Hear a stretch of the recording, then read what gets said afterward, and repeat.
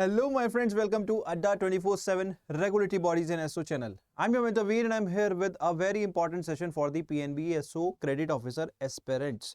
जी हाँ दोस्तों, आज के सेशन में आपने थंबनेल तो देख ही लिया है एंड कहीं ना कहीं उससे आइडिया लगा होगा कि इस सेक्शन को इग्नोर करना एक पाप हो सकता है। और वो सेक्शन कौन सा है वैसे आप लोग जानते हो उसके बारे में, लेकिन उसके बारे में तो हम बात करेंगे ही। लेकिन उससे ज़्यादा कि इस एग्जाम को कैसे एक बेटर वे में आप एनालाइज कर सकते हैं, कैसे इस बेटर वे में अटेम्प्ट कर सकते हैं, तो उसकी प्रिपरेशन स्ट्रेटेजी रिलेटेड एस्पेक्ट्स भी मैं आपसे शेयर करूंगा। तो चलिए दोस्तों, without wasting any time let's get started. But before starting our session guys, अगर आप हमारे चैनल पर नए हैं तो please download our Adda 24/7 app from the link given in the description box and do check out the free material that we are offering. बहुत सारा content आपको फॉर फ्री मिल जाता है इस ऐप के थ्रू। एंड अगर आप किसी भी कोर्स के लिए एनरोल करना चाहते हो तो इस ऐप के थ्रू कीजिए, क्योंकि आपको मैक्सिमम पॉसिबल डिस्काउंट मिलेगा।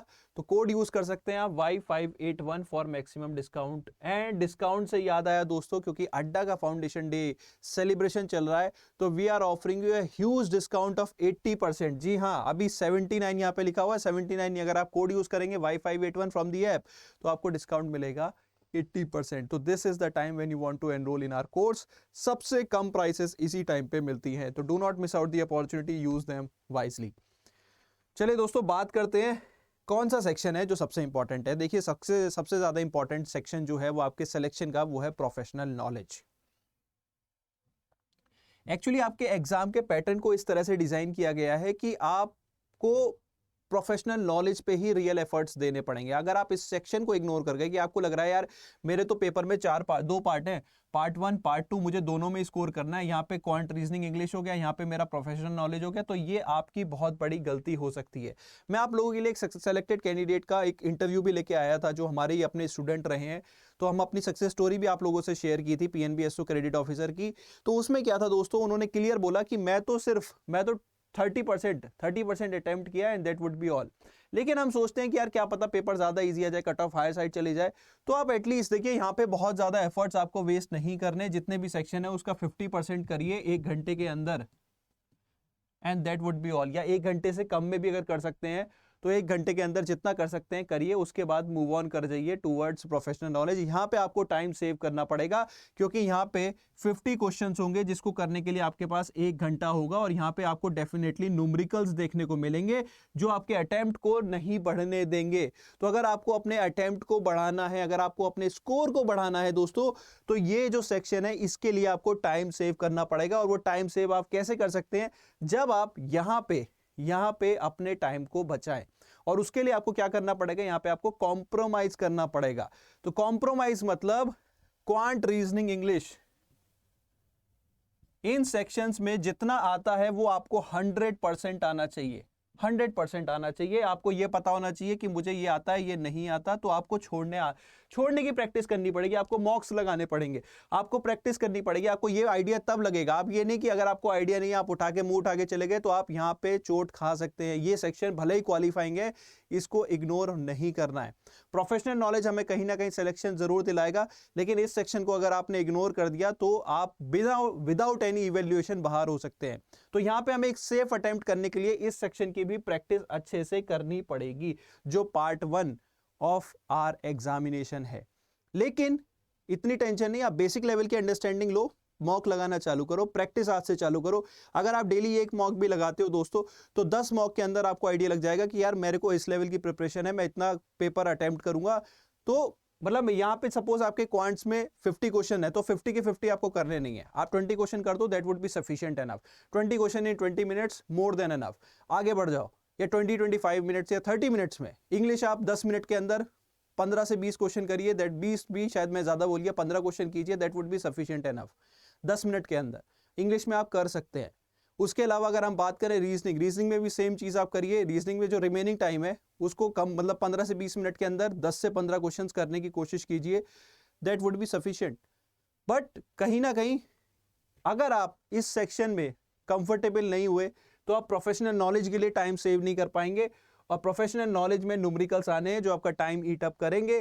तो आपको ध्यान रखना है, अपने आप को इस तरह से स्ट्रेटेजाइज करना है कि जो आता है वो अच्छे से आता है, नहीं तो फिर यहाँ पे प्रॉब्लम बनेगी। तो ये एक इंपॉर्टेंट मैं आप लोगों से फीडबैक शेयर करना चाह रहा था दोस्तों, कि आपकी जो देखिए जो मेरिट बनेगी ना, वो मेरिट बनेगी इसके बेसिस पे। प्रोफेशनल नॉलेज, तो यहाँ तो हमें ज़्यादा से ज़्यादा स्कोर करने की कोशिश करनी है, इसलिए यहाँ पे मेरे पास at least 60 minute for 50 questions is sufficient enough I think to score good enough marks for interview में जाने के लिए आपके यहाँ 60 मिनट। तो आपको ये कहीं ना कहीं मैं ये गाइड करूंगा कि क्यूआरई के लिए मैक्सिमम अगर आप कम कर सकते हैं, अगर आपकी क्यूआरई अच्छी है तो 50 मिनट सॉरी 1 घंटा इसके लिए रखिए, उसमें भी डिवाइड कर लीजिए क्वांट में कितना, रीजनिंग में कितना, इंग्लिश में कितना। इंग्लिश के लिए आप मैं तो ये मेरा अगर कोई आइडल टाइम मांगे तो मैं 15 minutes for English, that is it. उसके बाद मैं आगे अगले सेक्शन में बढ़ जाऊंगा। देन 20 मिनट्स फॉर रीजनिंग, उसके बाद मैं अगले सेक्शन में बढ़ जाऊंगा। 15 और 25 minutes for quants, that is it. This is the division जो मैं आपको सजेस्ट करना चाहूंगा फॉर क्वांट, रीजनिंग, इंग्लिश।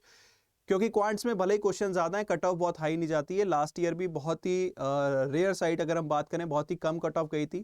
जो मेरे सेलेक्टेड कैंडिडेट थे उन्होंने भी बताया था कि सर मैंने आई थिंक 15 क्वेश्चंस अराउंड उन्होंने अटेम्प्ट किए थे और उसके बाद वो अगले सेक्शन में मूव कर गए थे।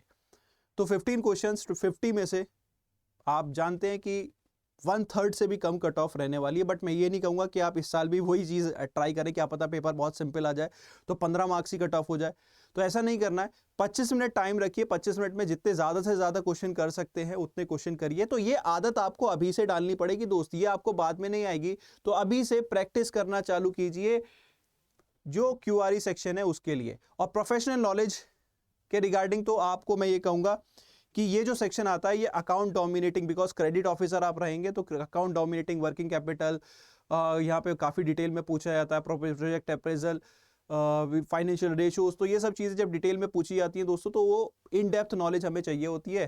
तो ये सेक्शन कहीं ना कहीं बहुत ज़्यादा थ्योरी बेस्ड रहने वाला है, न्यूमेरिकल्स भी यहाँ पे देखने को मिलेंगे, तो इसकी प्रिपरेशन भी आपको अच्छे से करनी पड़ेगी क्योंकि पीएनबी का क्राइटेरिया बहुत क्लियर है आपके। सबसे पहले ये जो क्राइटेरिया, मैं आपको क्राइटेरिया एक बार और बता देता हूं दोस्तों। आपका जो रिटन पेपर है उसके 2 पार्ट हैं, part 1 part 2। Part 1 is qualifying and this is merit section. इस मेरिट सेक्शन में आप ज्यादा से ज्यादा नंबर लाने की कोशिश कीजिए ताकि इंटरव्यू में आपको एडवांटेज रहे।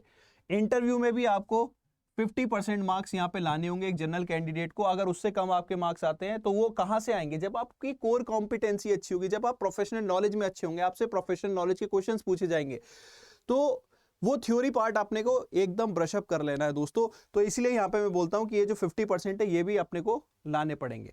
तो रिटन पार्ट के रिगार्डिंग जो मेरा सजेशन था दोस्तों, क्यूआरई को भले ही हम लाइट ले लें प्रोफेशनल नॉलेज को लेके चलते हुए, लेकिन ऐसी गलती मत करना, बहुत सारे बच्चों ने लास्ट टाइम की थी। अपनी प्रैक्टिस अभी से इतनी सॉलिड रखो कि आपको क्यूआरई में इजीली सेल थ्रू कर जाओ with sufficient time for professional knowledge. And professional knowledge में थ्योरी आप अच्छे से करिए, इन डेप्थ कीजिए, एंड कहीं ना कहीं आप इजीली अपना नाम इंटरव्यू लिस्ट में देख पाएंगे। और इंटरव्यू में आपको अच्छे से परफॉर्म करना पड़ेगा क्योंकि इंटरव्यू में भी एक कैच है, क्योंकि पीएनबी भले ही रिक्रूटमेंट 1000 वैकेंसी की करता है, लेकिन अगर उनके क्राइटेरिया पे आप फुलफिल नहीं हुए तो चाहे यहाँ पे सिर्फ 200 कैंडिडेट ही हो, पीएनबी सिर्फ 200 कैंडिडेट को ही शॉर्टलिस्ट करेगा। This is the ultimate reality. Yes, PNB ने लास्ट टाइम 200 में से सिर्फ 180 कैंडिडेट ही शॉर्टलिस्ट किए थे दोस्तों। तो ये जरूरी नहीं होता कि 1000 वैकेंसी है तो 1000 वो फिल करेंगे, ठीक है। तो ये छोटा सा इनपुट मैं आप लोगों के लिए देना चाह रहा था। आप लोगों की प्रिपरेशन, अभी फॉर्म फिलिंग में टाइम है, बहुत सारे बच्चे डाउट में चल रहे हैं फॉर्म फिल करें ना करें, बहुत अच्छी वैकेंसी है, फॉर्म फिल कीजिए। एंड अगर आप प्रिपरेशन करना चाहते हैं हमारे साथ तो अड्डा 24/7 के यहाँ पे डेडिकेटेड कोर्स है पीएनबी एसओ क्रेडिट ऑफिसर का, आप उसमें एनरोल कर सकते हैं। हमारे डेडिकेटेड कोर्स में एनरोल करने के लिए आप कोड यूज करिए Y581 फॉर मैक्सिमम डिस्काउंट। इस कोड को यूज करते हुए आपको मैक्सिमम डिस्काउंट मिलेगा। जल्दी से एनरोल कीजिए, टेंशन फ्री रहिए, तैयारी कीजिए। आपको कंप्लीट कॉम्प्रिहेंसिव कवरेज इस कोर्स की कराई जाएगी, इस कोर्स के अंदर कराई जाएगी। So that is it guys, wish you all the very best. अगर कोई क्वेरी है तो कमेंट सेक्शन ओपन है, आप वहाँ पे अपनी क्वेरी लीव कर सकते हैं। बाकी मिलते हैं आपसे लाइव क्लासेस में। तो wish you all the very best, thank you so much.